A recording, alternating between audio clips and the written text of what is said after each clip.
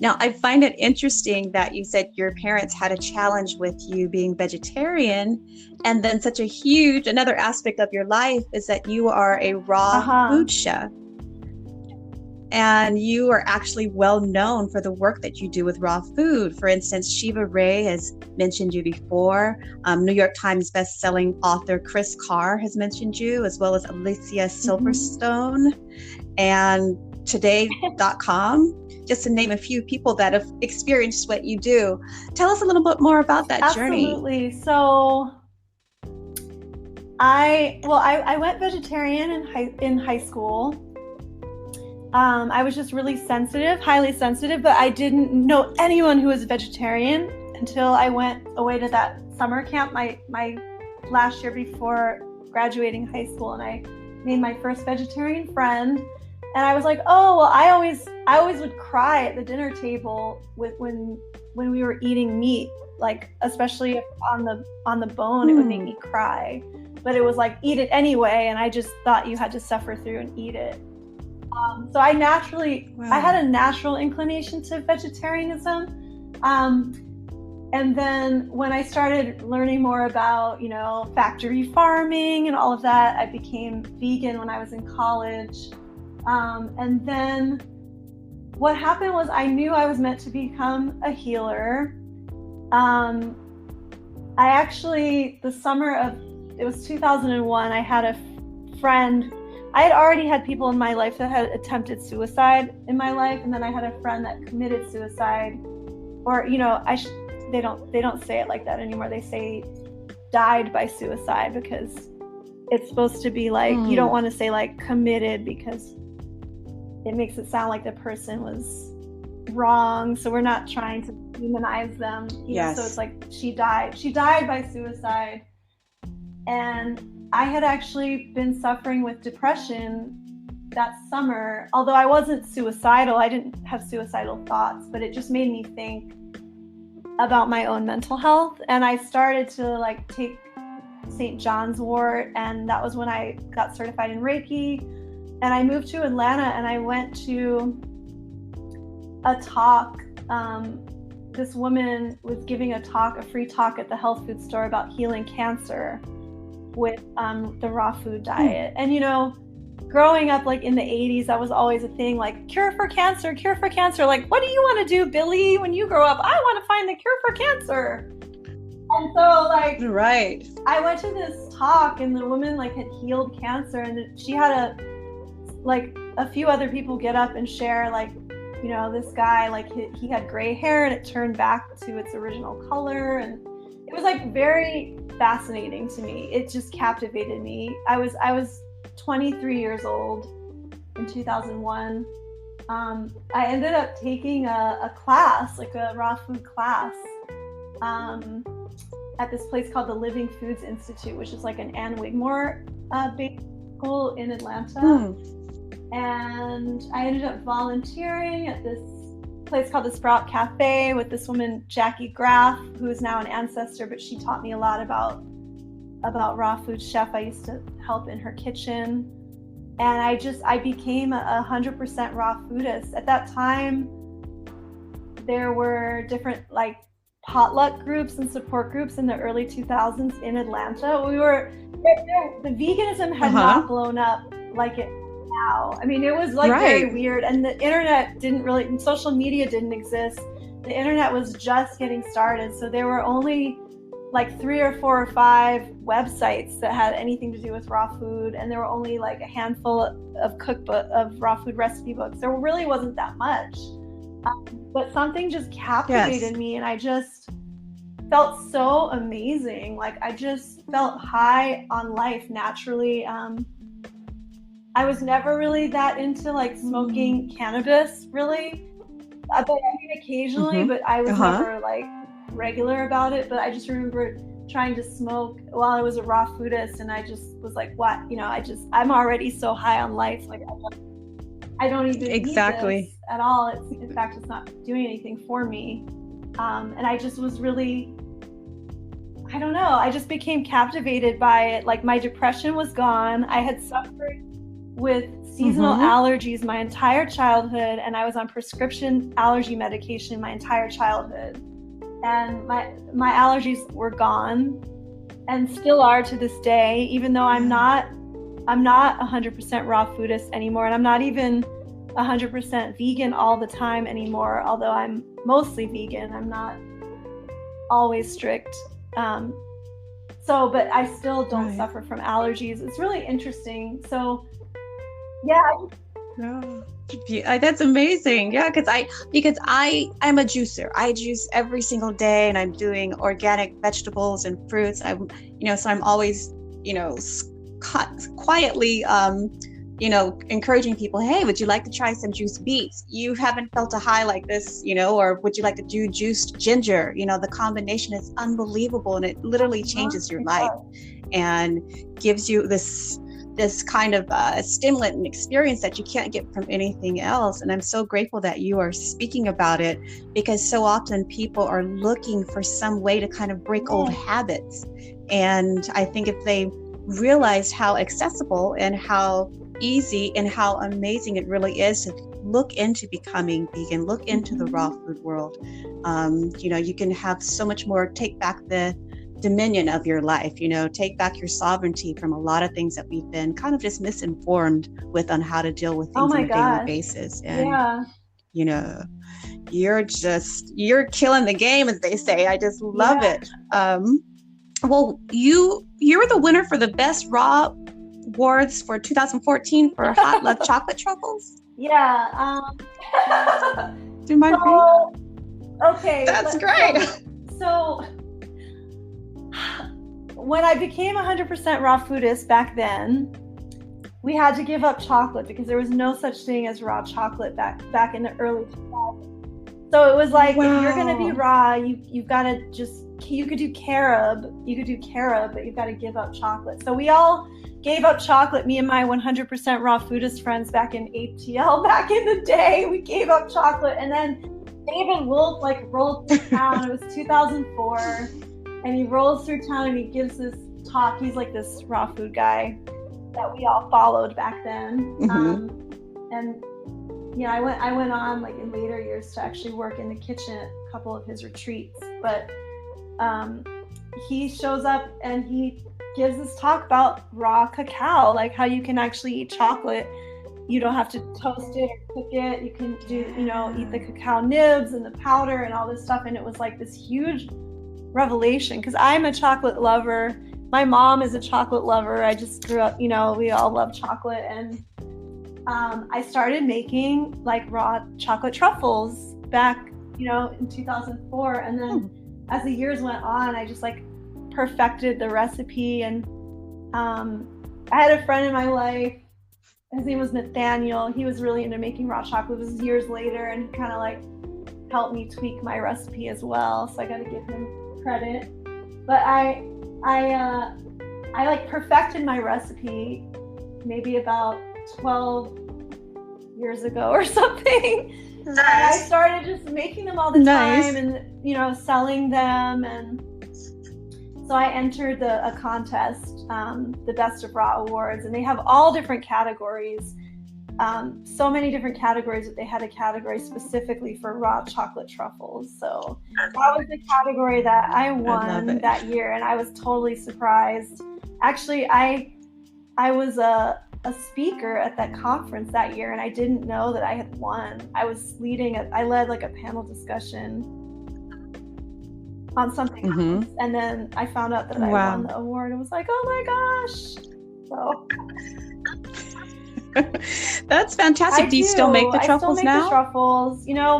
I thought about turning it into a full-time thing, but I just never, because I'm so multi-passionate, I do them kind of on the side. Yes. This week I had an order, that I shipped out to Miami. Someone ordered, and I have a restaurant in Atlanta that carries them right now called Fidel Bistro. It's an Ethiopian restaurant, and it's kind of a side thing.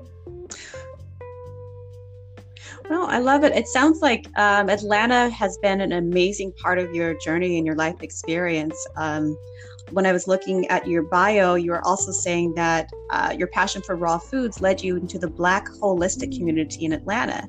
Now, how did that take place? Did that was just as a result of you going into raw foods and the Black holistic community was just there, or did you intentionally go into that community to kind of bring some information? Definitely no. I did not need to bring any information to the community. Community was already full of information and business starting. Yeah. No, absolutely did not need to bring anything to the community.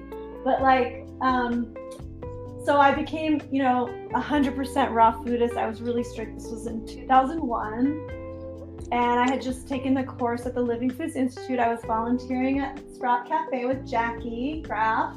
And I really wanted to work as a raw food chef. And so I looked into some of the raw food restaurants to see who was hiring. And, in Atlanta at that time and now, most of the raw food and vegan businesses are Black-owned businesses. Yeah. And it's kind of a revelation coming from like white-centered veganism, which I wasn't fully, I already had like what do I want to say? How do I want to say it? I grew up like around mostly white people, but I also, through sociology and women's studies, like learned and read a lot about like anti-racism and, read a lot of Angela Davis, like Bell Hooks, different authors. And it was more through my studies though. And also I was really fascinated about like Black women's like holistic health. And like I was reading all of that in sociology. So I had like I did have a natural draw to Black culture and Black community. Just through like some of the authors that I read, the anti-racist stuff that I was reading. But really, I really just wanted to have a job working in a raw food restaurant. And so, yeah, most of the places were Black-owned raw food places in Atlanta. And so there was a place called Everlasting Life that was in the West End. The West End is a neighborhood where a lot of the HBCUs, historically Black colleges and universities, are in Atlanta, like Spelman, Morehouse, Park. And so they gave me the job, and I worked there in 2002. It was a Hebrew Israelite owned place, which is like, a culture. It's like Hebrew Israelite. It's kind of like a Jewish Black. A lot of people like live in Israel and also live in the United States and other places. But the community is vegan. So I worked there in the restaurant, and that was really my first experience kind of like being like the only white person like in a work environment, and even with the customers too being like, predominantly Black. And so I just started to like listen and absorb and learn. And a few years later I worked in another Black-owned raw food restaurant in Atlanta called Lovin' It Live, which is owned by Judy and Vincent. Oh my gosh, why am I blanking out on their last name? But they're a wonderful, beautiful couple. And I worked there, and I worked as a server there. Partially because their food was so good that there was nothing I could do to like to like I was like, I'm not even gonna like step foot in your kitchen because you guys are so amazing. Like I'm gonna work in the front, and that was interesting too, because it was like, if we look at like the traditional roles in terms of racism in the United States, it would be like, Black people would be like in service positions to white people, right? So it was interesting, like being a waitress. It was like I was there to serve Black people. Like I was there. And how did that make you feel? Did you feel like you were in a position where perhaps people were looking at you from that perspective? Or is that something that you personally kind of felt like, oh, wow, I'm in a kind of a, oxymoron situation? Or did the people make you feel like you were, I don't want to say not one of them? No, I always felt did you feel very, that way? Like welcomed and loved and everything. That's good. I mean, honestly, you know, at the time, it's confusing, and it's like part of me, you know, I feel like I have so much to say around race because of my experience that could be beneficial, especially to other like white people that are learning like anti-racism in this time. But then there's also a part of me that, you know, I'm just being really vulnerable. Like I get scared, like, oh, am I saying it right? Or is anyone going to take it the wrong way if I say the wrong thing? Right. So that's so understandable. You know, we are at one of the possibly most accelerated times of change in history, especially here in the United States of America, when it comes to relationships and understanding of race. And, you know, so often I think it's important to always remember, you know, the foundation of that we're all the same, folks. We just have different stories that we're playing out. And coming back to a spiritual perspective of it, you know, as long as you're leading with that space of, you know, I see the God in you, you see the God in me, you know, it opens up a door and a place for healing and understanding in a way that we could never fathom. And I just appreciate your journey because you have done what so many people talk about, but you're actually living it. You're actually going out and finding out about different cultures, different, you know, religions, different socioeconomic backgrounds. And now your story to where you are present time is just another affirmation of what an amazing person you are. You know, that humanitarian heart that you have. Yeah, I mean, thank you so much. I mean, I've said things in the past, like every white person should have the experience of being in a service position to the Black community. Like everyone should. I mean, not everyone should. How was right? that because perceived? Like, you have to. I feel like it takes a certain type of person to be, you know, listening more than you speak, and you know, I mean, not every, you know, right. It's not always safe. It's not always safe to welcome white people. I mean, it's kind of like welcoming a man into a women's circle or something. You know, it's like not everybody's gonna want to do that. It's not, you know. So yeah. Well, I think it's important that we do have the certain leaders that we have in place nowadays because they are conscious and aware and they're about change. You know, I feel like a lot of the old paradigm and generations prior to are, you know, they're dying, their consciousness and their awareness is dying out. So with that, we have these new people in place like AOC and Stacey Abrams, and, you know, they are here bringing in a force and a voice that's saying, you know, it's time to heal. It's time to change the systems. It's time to, you know, step forward and make a difference. And I feel it's exciting because I feel like a lot of, you know, things that are taking place, whether you want to be a part of that shift, whether you want to be a part of that awakening, whether you want to experience and talk about race, it's going to happen. Because that's why we're alive now. That's why we're here in the world today, is because I believe that we're the chosen spirits that said, yes, I'm coming down to earth at this time because we believe in love and that God is all there is, regardless of appearances, that we can help heal this current story on the earth and find truth and find love, you know. And I believe that from the core of my being that, you know, we are headed and living a very beautiful and exciting time and shift when it comes to healing.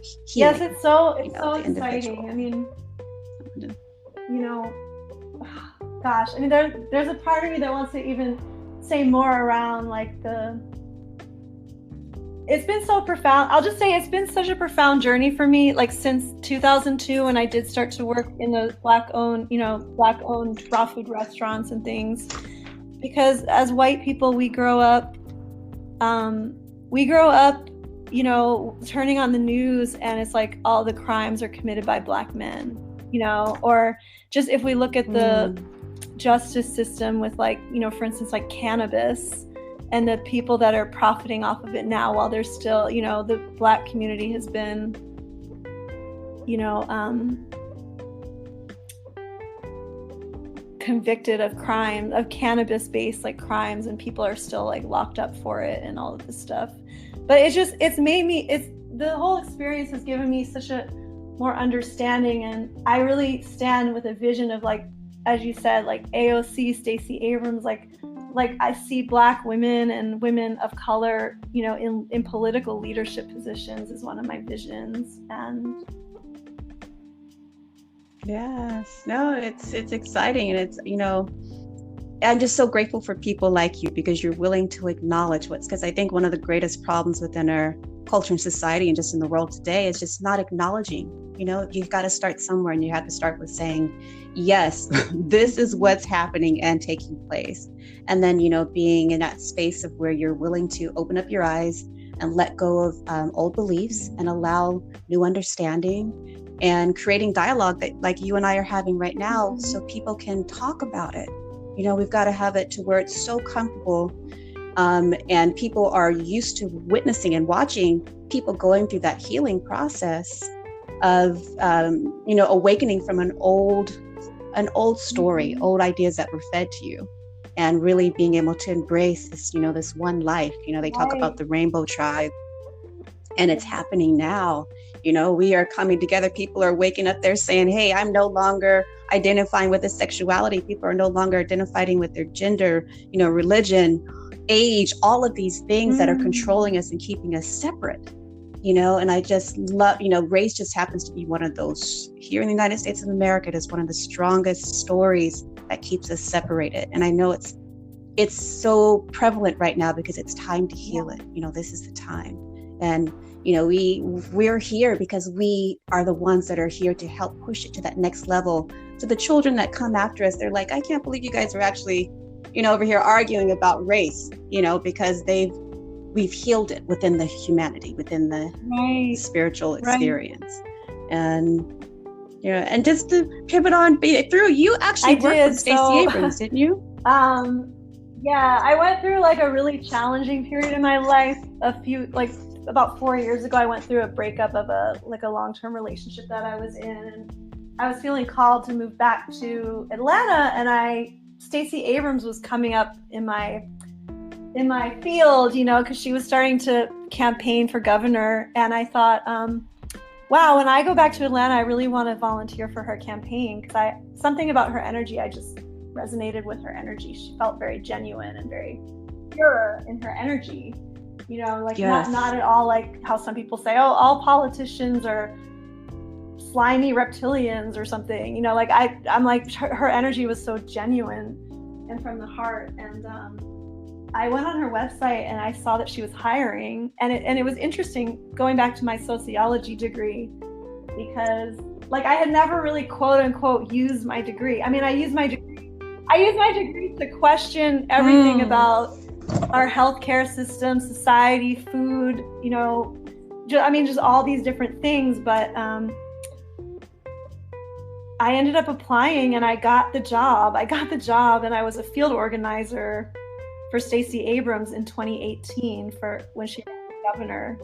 So I was in charge of 3 counties, and I was basically coordinating volunteers to phone bank and canvas.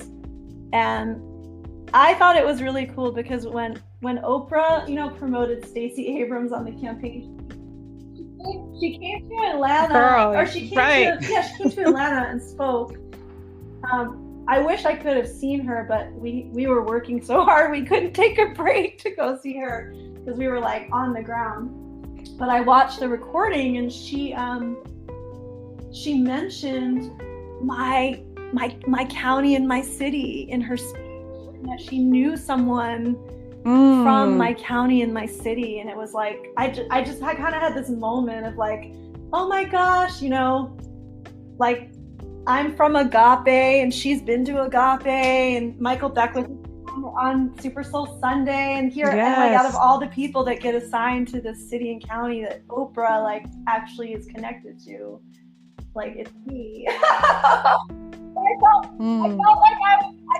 law of attraction, girl. Or something. I felt like I was almost sent as an ambassador of the Agape energy, or the whatever it was. And I did I was already a prayer warrior, so as I was working my hours and doing all the activism, I was praying every morning, and I was taking a spiritual bath before bed at night, and and my numbers reflected it. We had, and then I surpassed all the data for my 3 counties, what they wanted. Wow. Do you feel like this is a direct reflection of law of attraction and being able to manifest as a result of you having such a strong, powerful spiritual practice? I mean, I was just part of a huge network of people that were doing the work, but I brought my own little flavor to my own little corner of things. But it was I love it. I was part of like a whole strategy and a whole system, and then of course, quote unquote, underneath me, but it wasn't really underneath, because it was like the people that volunteered were the ones like knocking the doors and making the calls and putting in hours and all of that too. I mean, even where I lived, people volunteered their homes so that I could live. I lived with a family for like, Wow. And people volunteered. That's huge. So it's been really cool, even though, it was so unfortunate what happened with that election. But looking at it now, and it was just so exciting to see our work come to fruition with fair fight and fair count and all of that. So. Now, Stacey Abrams, she is a goddess. She is a force to be reckoned with. And I'm just so grateful for someone so intelligent and just that woman knows what she's doing. And, you put her in any room with anyone in the entire world, and they're going to know her name before they leave. Yes. Now that we're on this topic of greatness, let's get into this. Who is your greatest inspiration? Who is my greatest inspiration? I have many great inspirations. One or two, like give me one or two. Sark and Erykah Badu as two of my great inspirations. So Sark, I mean, some people don't know who Sark is. Some people do know who Sark is. It stands for Susan Ariel Rainbow Kennedy. She's an author. She writes about creativity and spirituality and personal development and self-help and personal growth. And she's one of my real life mentors. And I've been into her books ever since I was young, but I just love, I'm a writer and an author, so I love her style. She handwrites a lot of her books. They're really colorful, but she's also a truth teller. She talks about her own struggles with different kinds of things in life, and then inspires others to live their creative dreams. So she's been one of my great inspirations. And in the more recent years, she's been teaching me more around communicating with my inner wise self and receiving direction and guidance from within. And it's been really profound. So I'm very grateful to Sark, very inspired by her. I'm working on more books. So she always inspires me to leave that kind of legacy and inspire, people all over the world. And then Erykah Badu, she just turned 50. I think she inspires so many people.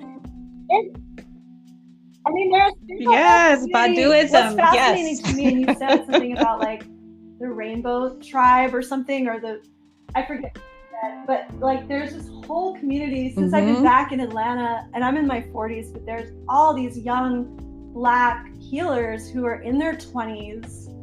I mean, there's so many, like every day I just turn around, there's like another like Black owned crystal shop and a Black owned like vegan business and a Black owned raw food business and a Black like priestess temple, or like there's so much, and I just feel like Erykah Badu has been like this mothership. Like I feel like people look up to Erykah Badu as just like, we get to be spiritual and holistic and creative and self-expressed, and I just love all those things.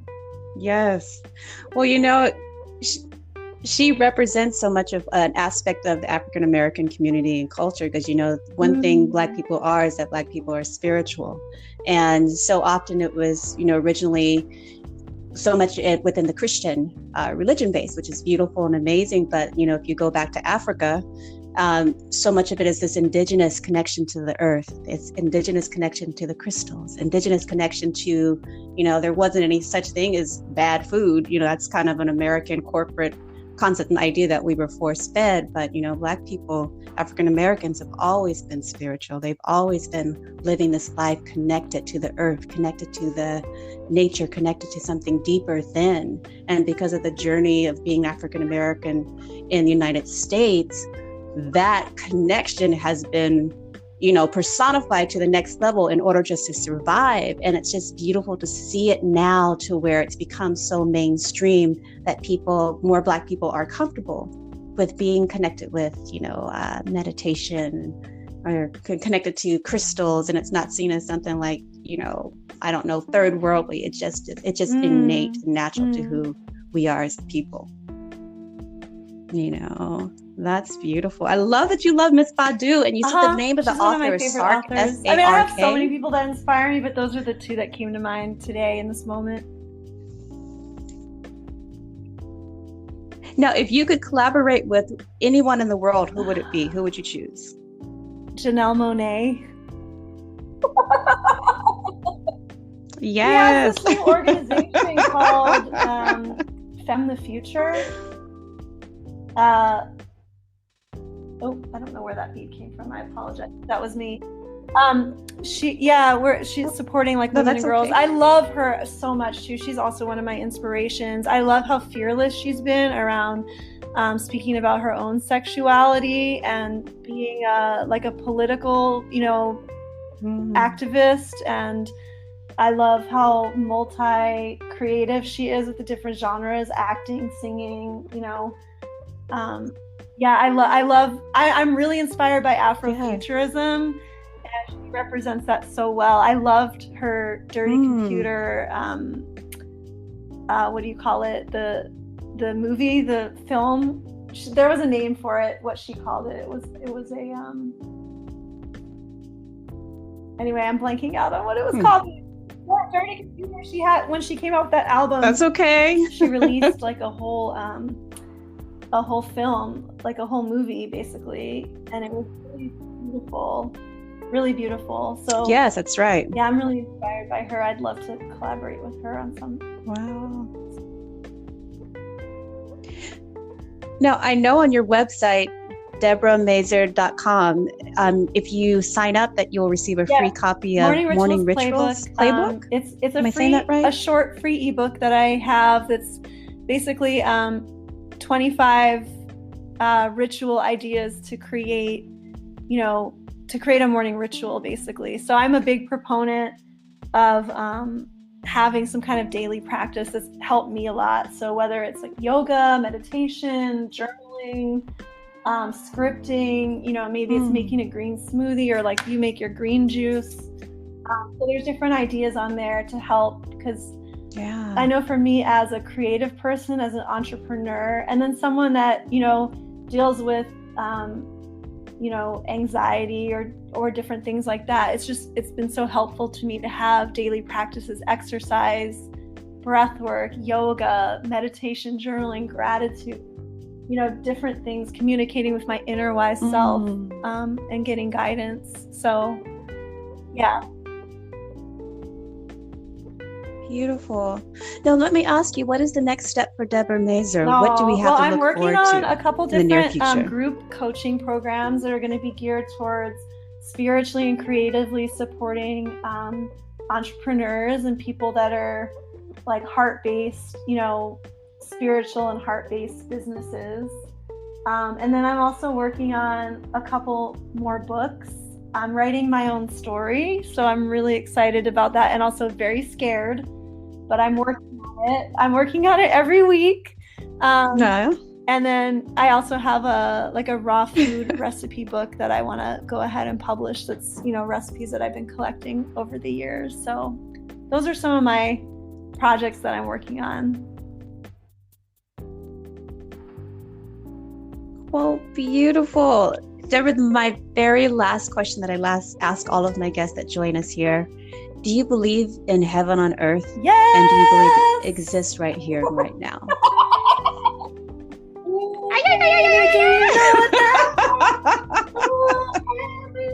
is a place on earth. Ooh, heaven is a place on earth. Ooh, heaven is a place Love on comes earth. first. Yes. That's the most fun I've had with that question so far.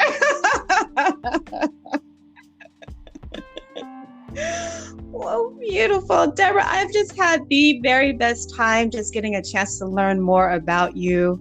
I know our listeners are just excited to hear, that there's someone like you that exists. I'm eternally grateful to have just had this moment to inspire others to live their truth and to follow their dreams. And because of who you are, the world is a better place.